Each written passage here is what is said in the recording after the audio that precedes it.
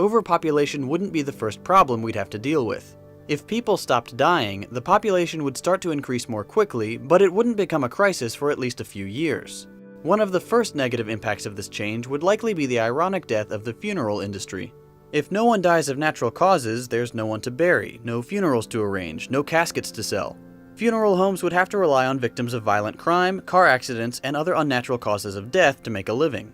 Meanwhile, in hospitals, people sick with formerly terminal illnesses would exist in a permanent state of pain, unable to die, and their families would be stuck with their continued medical bills. These hospitals would begin to become overcrowded, as new patients are admitted for various unnatural injuries and conditions.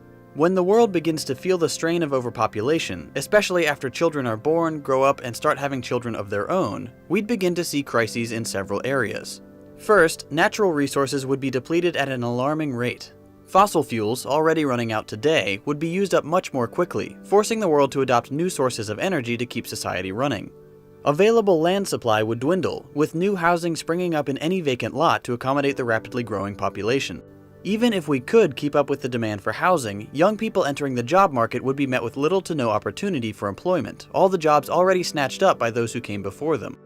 As the unemployed begin to pile up, homelessness would become a real problem, made worse by the spike in housing prices when space inevitably runs out.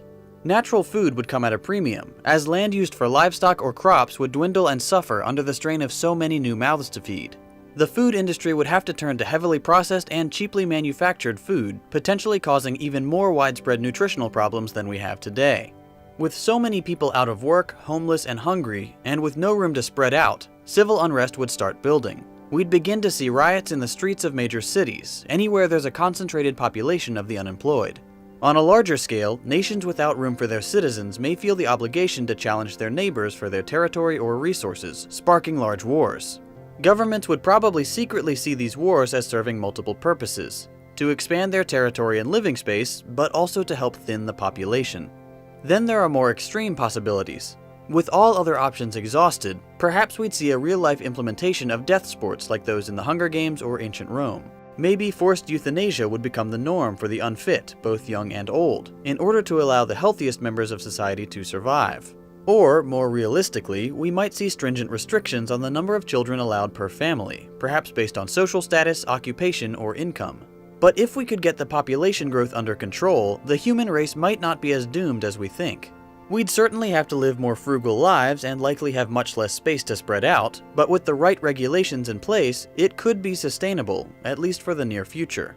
In the wake of our new immortality, we might see new technologies develop to accommodate the larger and longer-lived population.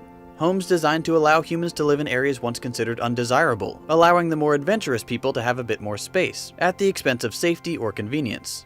Technological progress would likely increase, as the demand for new innovations to help ease the population strain would grow, and longer lives would allow scientists and innovators more time to perform studies and develop new ideas. Provided the world didn't collapse beforehand, on a personal level we might become more creative and artistic, our longer lives allowing us to pursue new hobbies and skills over decades, instead of limiting ourselves to just a few. We'd have the chance to live smaller mini-lives, living in one place for 50 years, then moving and pursuing a new career somewhere else.